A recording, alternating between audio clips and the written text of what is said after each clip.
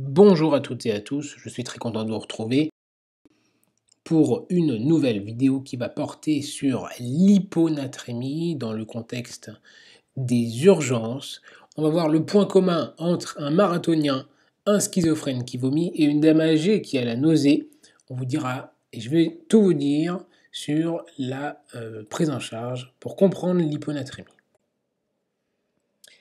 Ça va être peut-être un petit peu long, mais avec ce topo, j'espère que vous allez trouver l'hyponatrémie très intéressante et facile pour votre pratique quotidienne.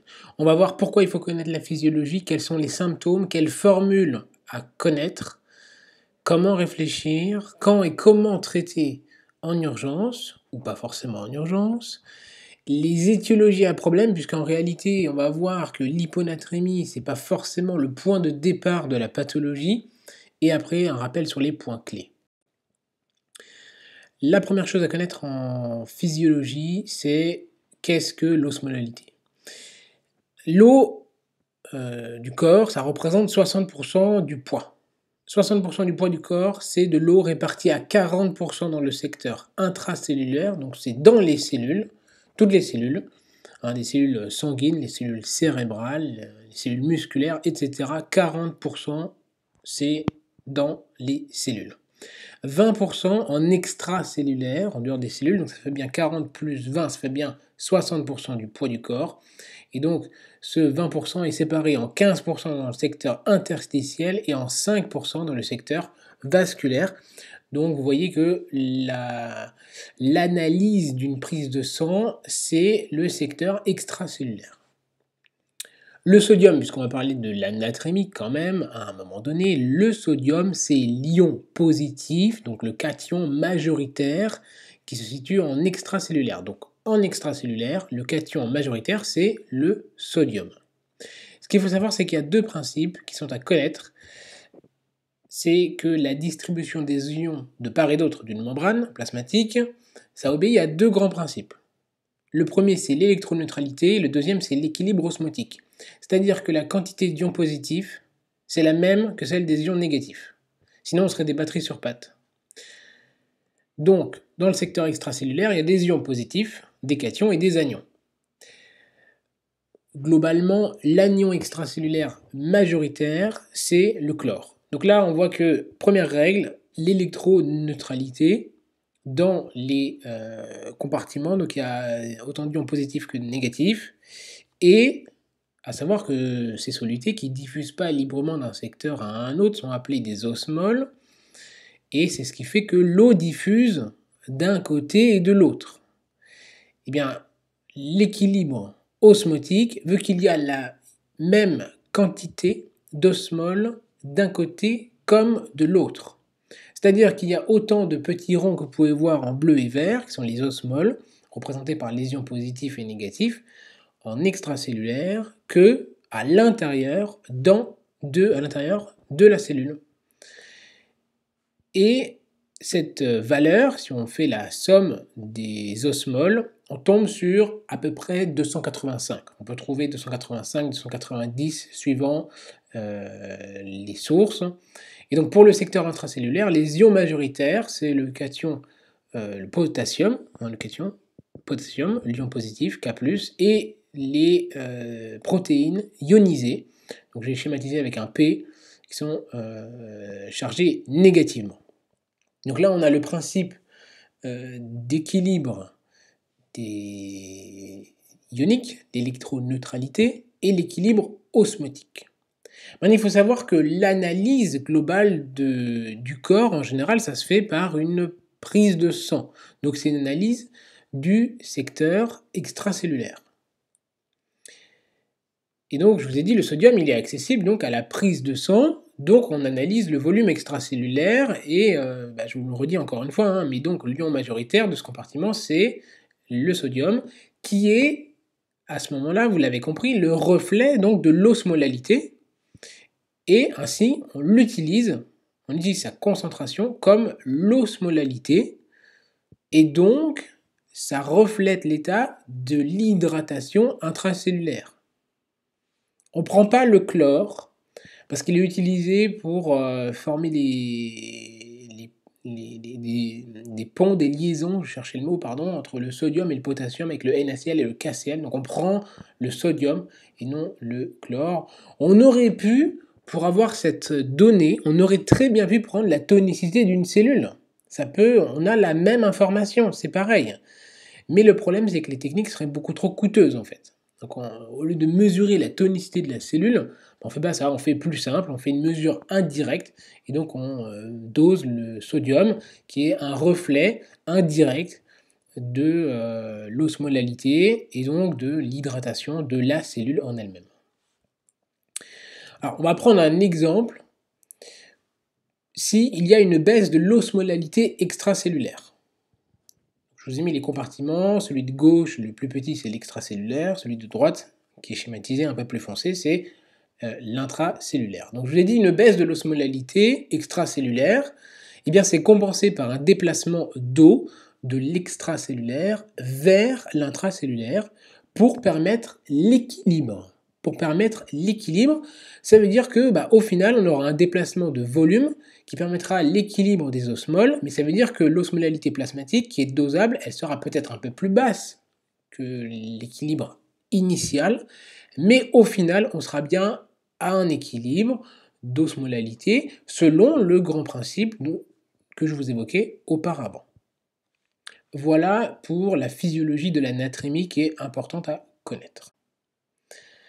Une hormone qui est extrêmement importante à avoir en tête aussi, c'est l'hormone antidiurétique, c'est l'ADH. Il y a des capteurs, des récepteurs, leur nom c'est osmorécepteur, barorécepteur, au niveau cérébral. S'il y a trop d'osmol, par mesure de ces récepteurs, par les osmorécepteurs, par les barorécepteurs, donc surtout les osmorécepteurs, il va y avoir une sécrétion d'ADH pour diluer tout ça. Comment ça se passe? L'hormone antidiurétique, ça veut dire que ça va aller contre la diurèse, donc ça va limiter la diurèse, ça va permettre une réabsorption d'eau, donc ça va agir au niveau du rein, permettre la réabsorption de l'eau et ainsi diluer et baisser en quelque sorte l'osmolarité. Donc voilà l'intérêt de l'ADH. Une dernière chose, on n'a pas encore fini avec la physiologie, mais c'est très important de comprendre tout ça pour le cours de l'hyponatrémie. Tous les jours, on absorbe des osmoles, c'est schématisé par le burger, et on absorbe aussi de l'eau. Il vaut mieux boire de l'eau que du coca, tout le monde le sait. Tout ça, les osmoles et l'eau, c'est filtré par le rein en osmoles et en eau, et donc on va obtenir dans les urines du liquide, mais aussi des osmoles. On va obtenir de l'eau et des osmoles. Le problème, c'est que le rein ne sait pas faire de l'eau distillée. Il ne sait pas faire de l'eau pure. Il y a obligatoirement des osmoles à l'intérieur. Et il y a une quantité maximale d'urine. Le minimum, on peut être en anurie au final, ou en oligo-anurie, mais la moyenne c'est entre 1 et 2,5 litres par jour, et au maximum, un rein jeune de compète, entre guillemets, il peut faire 15 litres d'eau par jour. Au-delà, c'est pas possible. Le rein ne peut pas évacuer plus de 15 litres par jour. C'est pas possible. Et les osmoles, on ne peut pas excréter des grains de sel comme ça, c'est pas possible. C'est dilué dans un liquide. Et donc la dilution maximale, c'est 50 milliosmoles par litre. Donc là, on obtient vraiment des urines ultra claires. Là, c'est la cristalline. Et on peut essayer de concentrer un maximum par litre. Et au maximum, on peut concentrer jusqu'à 1200 milliosmoles. Ce ne sont pas forcément des valeurs pile poil bonnes, mais c'est pour avoir quand même une idée du fonctionnement. Et donc, plus l'âge avance, et plus la fonction rénale se dégrade, et plus cette fourchette va se réduire, et donc on pourra diluer et concentrer un petit peu moins. Je vous donne un exemple. Si on absorbe 600 milliosmoles par jour et 1 litre d'eau, au final, les urines, ça va être 600 milliosmoles par litre. c'est facile pour le calcul. Inversement, si on prend l'exemple d'un potomène qui va prendre 12 litres par jour, avec toujours le 600 milliosmoles, et bien à ce moment-là, vous voyez qu'on arrive quasiment au maximum de la dilution avec des urines super claires. On aura 50 milliosmoles par litre. Et ça, c'est très important à comprendre pour avoir l'état biologique un peu du patient et la réponse de l'organisme. Maintenant, les symptômes. Alors les symptômes, c'est pareil, ça va crescendo suivant la valeur de la natrémie. Plus c'est grave, plus il y aura de symptômes. Et ça dépend aussi de la vitesse d'installation. Donc ça dépend de la vitesse d'installation et de la profondeur. Pour des valeurs au-delà de 125, en général, il n'y a pas de symptômes, quasiment pas. Pour des valeurs aux alentours de 125, il peut y avoir une anorexie, une nausée, quelques dégoûts de l'eau qui sont décrits aussi. Donc le dégoût de l'eau, un différentiel qu'on n'évoque jamais, mais il y a une maladie infectieuse très rare, très très très très grave, qui donne un dégoût de l'eau, c'est la rage aussi. Alors bien sûr, n'évoquez pas la rage avant d'avoir évoqué l'hyponatrémie, ce serait complètement débile, mais à garder en tête. Très très très très rare dans les pays, c'est pas décrit actuellement heureusement dans les pays développés, mais dans les pays en voie de développement, il y en a encore. Aux alentours de 120, le patient peut présenter des céphalées, troubles de l'humeur, apathie, confusion. Vous voyez que le sujet âgé est fréquemment touché par ces symptômes. Et en dessous de 120, c'est vraiment ce seuil, 120, il peut y avoir un coma sans signe de focalisation, syndrome un peu extra-pyramidal, convulsion, bref, un tableau assez sévère tout de même. Donc ce qu'il faut retenir surtout, c'est ce fameux seuil de 120 qui est décrit, le seuil un peu épileptogène d'une part, et à partir duquel il peut y avoir des signes assez graves, des signes neurologiques assez graves. Dernière diapositive, très barbante, sans dire autre chose, ce sont les formules et calculs à connaître. Alors, je vais peut-être aller un peu plus vite, parce que si vous voulez, vous pouvez faire pause pour prendre note. Mais globalement, ce sont les formules qui sont à connaître pour pouvoir réfléchir. Donc, il y a l'osmolalité plasmatique efficace.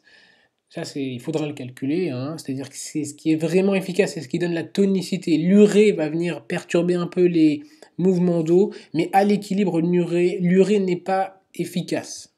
Donc on ne tient pas compte dans l'osmolalité plasmatique efficace de l'urée. Ainsi, la formule, c'est 2 fois la natrémie plus la glycémie, et on obtient le trou osmolaire en faisant la différence par rapport à la norme qui est de 290, et donc on peut retrouver un intérêt du trou osmolaire dans certaines pathologies. Ensuite, il faudra calculer l'osmolarité urinaire calculée, donc ça c'est avec une analyse d'urine, donc on obtient ce calcul, ce résultat par la somme des ions positifs multiplié par 2, plus l'urée, plus le glucose. Donc la glycosurie, c'est dans certains cas, c'est pas toujours le cas. Ensuite, une formule qui me semble importante à connaître, c'est la variation d'eau. Je vous donne une formule qui peut être utilisée et pour les hyper et hyponatrémies. Ça semble intéressant, à mon sens, de garder cette formule et de la connaître, puisque ça nous permet de savoir le manque d'eau ou le surplus d'eau, le gain d'eau du patient. C'est 0,6, donc c'est le facteur qui dépend de l'âge et du sexe du patient. Plus le patient est âgé, une femme âgée, ce sera plutôt 0,45, donc 45% du poids qui représente de l'eau. Donc 0,6 fois le poids normal du patient, c'est bien le poids normal, multiplié par en fait la différence entre le sodium qui est mesuré moins le sodium objectif. Donc on peut tout à fait avoir un objectif qui n'est pas 140, donc qui n'est pas la norme, divisé par le sodium objectif, et ainsi on obtient la variation d'eau pour le patient. Retenez peut-être plus simplement que par 5 millimoles de natrémie, c'est globalement 1,2 kg d'eau pour un patient qui pèse 60 kg. Là, je vous ai mis par exemple, si la natrémie est à 125, un poids de 60 kg avec un objectif à 140, on fait 0,6 fois 60 fois, donc la différence c'est 15 divisé par 140 qui est l'objectif, ça fait 36 fois 0,1, et donc on obtient bien 3,6 kg de différence. Ensuite, à connaître à mon sens aussi, mais de manière moins conséquente, c'est l'équivalence de grammes à millimoles. 1 gramme de NaCl, c'est 17 millimoles et en osmol, en milliosmol, parce que c'est donc la valeur des solutés ionisées. Donc ça, c'est 2 fois, parce qu'il y a une mole de Na, une osmole pardon, de Na, une osmole de chlore. Donc c'est 17 fois 2, 34. Par exemple, 1 litre de Phi à 0,9%, donc c'est ce qui est très utilisé comme soluté, et bien ça fait 9 grammes de NaCl, soit 171 millimoles, qui est égal à 342 milliosmoles. Le seuil épileptogène, on en a parlé juste avant, c'est 120 millimoles par litre. C'est une information qui est à mon sens aussi intéressante à connaître tout de même. Si le patient convulse avec 130 de natrémie, c'est qu'il y a autre chose. Et enfin, une valeur peut-être à connaître, le sodium corrigé, c'est le sodium qui est mesuré plus 0,16 fois le delta entre la somme des protides mesurées et des lipides.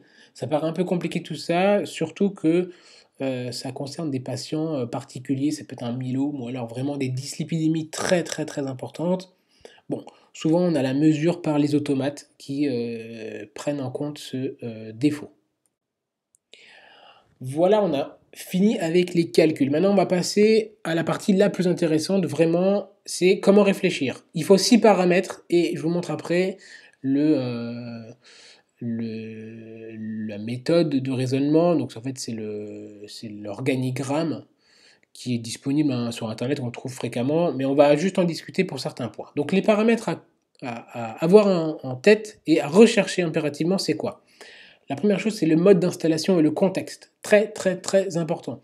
Si le patient vous dit je prends des psychotropes et puis d'autres médicaments, que sais-je, qu'il est éventuellement schizophrène et qu'il est potomane, je pense que vous avez une idée à peu près de pourquoi l'anatrémie est aussi basse. Si c'est un marathonien qui vient de courir, vous avez le contexte. Si vous avez un grand brûlé, on ne va pas faire le diagnostic de grand brûlé sur une hyponatrémie. C'est un grand brûlé qui présente effectivement une déshydratation avec une perte de sel et d'eau, hyponatrémie. On va le voir après. Donc, mode d'installation, contexte, impératif. Et surtout la vitesse d'installation. Le traitement du patient, j'en ai parlé un petit peu en même temps, hein, donc diurétique, psychotrope, très important à avoir en tête. Il faut connaître et rechercher l'osmolalité plasmatique et dans les urines. Donc ça, il faut le demander expressément au laboratoire. Évaluer l'état d'hydratation du patient, savoir l'évaluer, rechercher un pli cutané, des œdèmes des membres inférieurs, une turgescence, éventuellement des crépitants. Bref, tout ça à rechercher. Pour l'analyse plasmatique, la créatinine, l'urée, le ionogramme complet, la glycémie, les protides si nécessaire. Et lipides aussi, je ne les ai pas mis, mais bon, les grosses variations, on voit que le sang est un peu lactescent. Les urines, il faut le ionogramme et l'urée par ailleurs, ainsi que surtout la natriurèse en fait. Il y a juste besoin d'un échantillon, pas besoin de collecter les urines sur 24 heures. Vous avez ces 6 paramètres, on peut se lancer dans le raisonnement.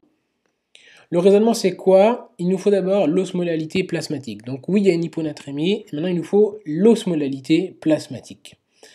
Première chose, l'hyponatrémie se rencontre dans un contexte normotonique, c'est-à-dire que l'osmolalité en fait est normale. À ce moment-là, il n'y a pas 50 choses, c'est soit les lipides, soit les protides. En fait, en cas d'hyperprotidémie ou d'hyperlipidémie, bon, c'est rare hein, actuellement, parce qu'en fait, il y a des techniques de mesure qui sont assez précises, mais dans ces situations, l'hydratation du secteur intracellulaire est normale. Le secteur intracellulaire est normal, l'osmolalité est normale. En fait, la natrémie qui est mesurée, c'est bas, parce que le compartiment eau plasmatique, dans l'eau plasmatique, il y a le sodium, et bien en fait, ce compartiment, l'eau plasmatique, est diminué.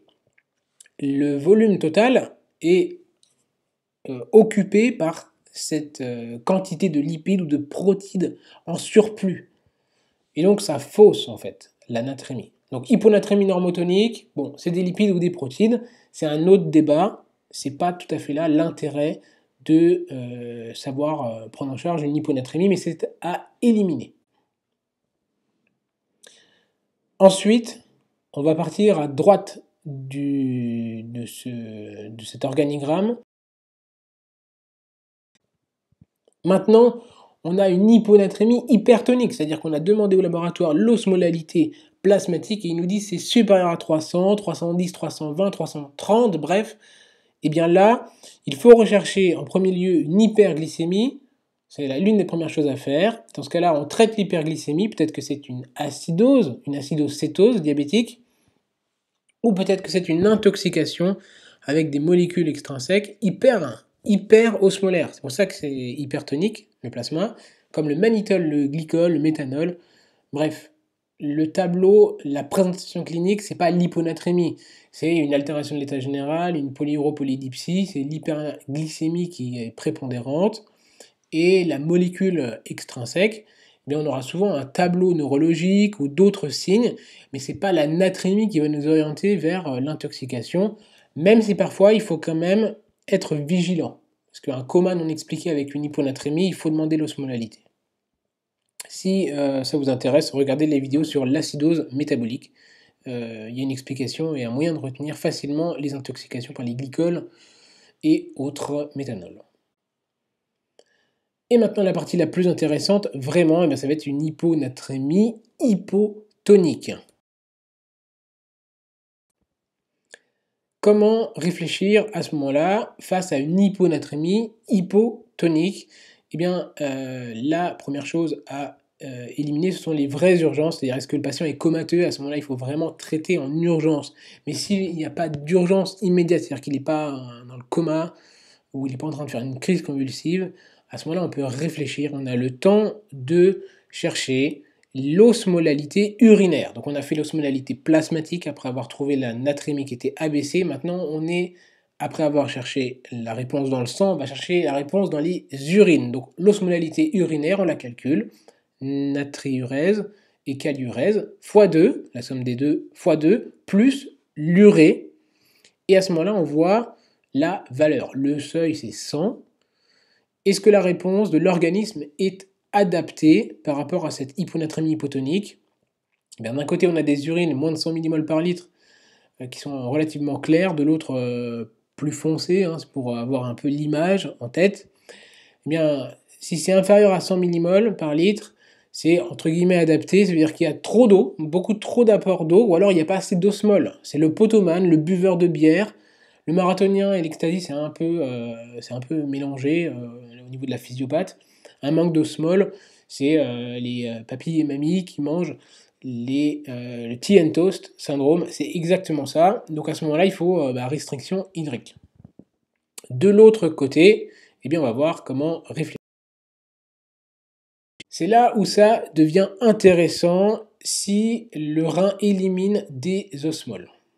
La réponse de l'organisme n'est pas adaptée, il y a autre chose, il faut regarder, de toute manière il faut toujours regarder le patient et faire l'examen clinique et surtout l'évaluation de l'état d'hydratation extracellulaire. Première chose, le patient est déshydraté. Cliniquement il a une langue sèche, éventuellement pli cutané, il décrit véritablement une soif. À ce moment-là, une fois que vous êtes à cette étape, il faut regarder la natriurèse, qui peut parfois être biaisée. Certes, biaisée par des diurétiques, mais il faut regarder la natriurèse. Si elle est inférieure à 30, ça veut dire que le rein verrouille. Il verrouille le sodium, il essaye de garder un peu d'osmole et de compenser une perte qui vient d'ailleurs. La perte, elle est majoritairement digestive. Il peut y avoir des pertes cutanées ou troisième secteur. En gros, c'est quoi? C'est la diarrhée très importante. Le patient perd beaucoup d'osmole, il perd du sel, il perd beaucoup d'eau. Donc le tableau, globalement, c'est pas on découvre la diarrhée sur l'hyponatrémie, c'est plutôt il a une diarrhée, on fait le bilan biologique, ah mince, il y a une hyponatrémie. Pareil, la perte cutanée sur le grand brûlé, on va pas découvrir un grand brûlé sur une hyponatrémie. Il y a l'hyponatrémie, le grand brûlé, justement je m'y perds, et ah mince, il y a des signes de gravité biologique, il y a une hyponatrémie profonde. Le troisième secteur, ça peut être un syndrome occlusif, avec une hypersécrétion en aval de l'occlusion, et à ce moment-là, c'est de l'eau. Ça ne vient pas de l'air, hein, ça ne vient pas de l'océan, ça vient du patient, il perd son eau et le sel à ce moment-là.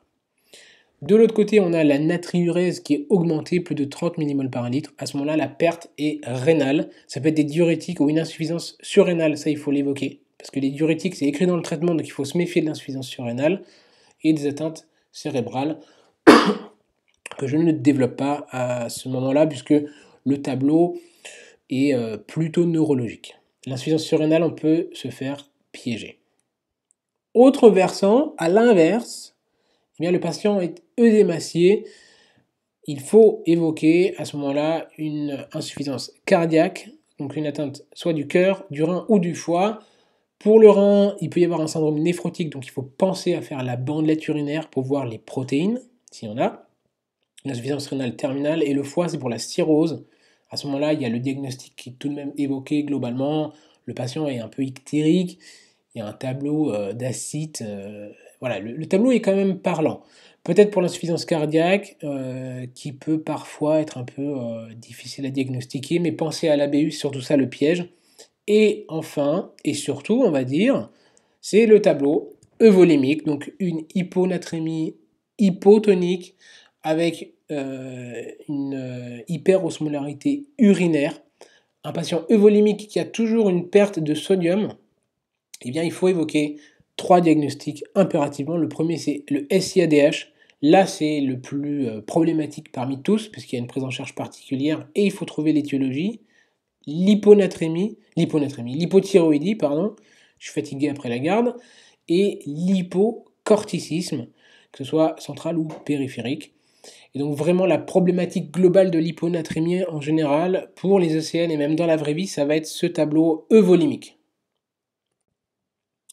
On va voir comment traiter en urgence, et ce qu'il faut traiter vraiment en urgence, eh bien souvent il n'y a pas d'urgence. Dans 90% des cas, c'est juste une petite chose, entre guillemets, qui est suffisante. Une petite restriction hydrique ou une hydratation, hein. Si le patient est déshydraté, il faut l'hydrater bien sûr.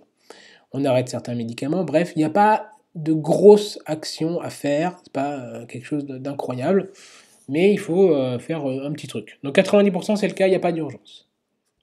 Mais parfois il faut aller vite, il faut aller vite, entre guillemets, il faut agir comme il faut et être réactif, mais pas trop rapide. Il faut que la correction soit lente, sauf quand il y a des signes de gravité.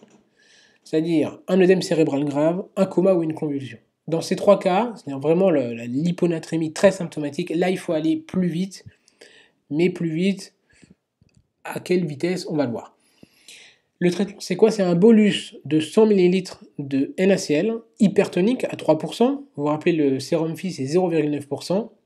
Sur 10 minutes, sur une voie veineuse périphérique, ça marche très bien. Pour que vous puissiez comparer avec du NaCl, 1 litre de Phi par exemple, 3 grammes, puisque c'est 3% de 100 ml, donc c'est 3 grammes, ça fait 51 millimoles. Donc dans 100 ml, ça fait 510 millimoles par litre, hein, puisqu'il n'y a que 100 ml de NaCl à ce moment-là. Et donc, je vous ai dit, les millimoles, il y a 2 fois plus de milliosmoles, donc ça fait 1020 milliosmoles. Donc c'est effectivement hypertonique. L'objectif, ça va être une hausse de 6 millimoles dans les 6 premières heures. Donc oui, on est rapide, mais pas trop quand même, puisque le risque, vous le savez, c'est la myélinolyse centropontine, qui est un tableau neurologique de tétraplégie qui est gravissime. Je vous ai mis en lien un article qui recense un cas clinique, si ça vous intéresse. Mais voilà, il ne faut pas aller trop vite. Donc oui, il faut agir vite, mais pas trop quand même. Si effectivement il y a une hyponatrémie symptomatique, on hospitalise en réanimation. Sinon, ça peut être en néphrologie. Il n'y a pas d'indication hospitalisée si le patient a une hyponatrémie qui est en voie de correction, donc à plus de 120. Bon, c'est ce qui est dans la littérature, mais 120, 125, c'est plus rassurant quand même. S'il est asymptomatique et traité. Et je dirais même traité et suivi en ambulatoire, de près quand même, parce que 121, c'est un peu limite, je trouve. Dernière chose, bien sûr, raisonner suivant le contexte clinique et la cause. Si le patient est totalement déshydraté et hyponatrémique, bien sûr, on ne le restreint pas, il faut l'hydrater. Si le patient est totalement en surcharge cardiaque avec l'hyponatrémie, on fait bien sûr une restriction hydrique et même un peu de diurétique. Mais bien souvent, sauf dans les cas de déshydratation, on va faire une restriction hydrique. Les étiologies à problème, quelques mots, parce que c'est important de les avoir en tête, c'est vraiment ceux-là auxquels il faut penser. L'hyponatrémie hypertonique. D'où l'intérêt de demander l'osmolalité plasmatique, parce qu'on peut se faire avoir. Le potoman. Pourquoi le potoman? Il arrive, il va pas vous dire qu'il a pris 20 litres d'eau. Le potoman ne le dit pas. Par contre, il peut avoir un comportement bizarre, des troubles psychiatriques, des antécédents psychiatriques, des traitements psychotropes. À ce moment-là, il faut l'évoquer. L'insuffisance surrénalienne, c'est pareil. Il peut des fois avoir des tableaux un peu mixtes entre la déshydratation, l'hyperhydratation. Il faut pouvoir l'évoquer parce que c'est écrit, oui, dans les cas de déshydratation, c'est là. Non, il y a des cas un peu intermédiaires. Il faut pouvoir l'évoquer tout de même en cas d'hyponatrémie. On regarde le teint cliniquement, on regarde le potassium, la glycémie, la tension. Voilà, si vous voulez plus d'informations, regardez l'insuffisance surrénalienne en topo. L'hyponatrémie, il n'y a pas 50 façons de faire le diagnostic, il faut doser la TSH. Surtout que les patients hypothyroïdes, ils peuvent avoir quelques petits œdèmes, les myxœdémateux. Donc oui, on dose la TSH, c'est nécessaire.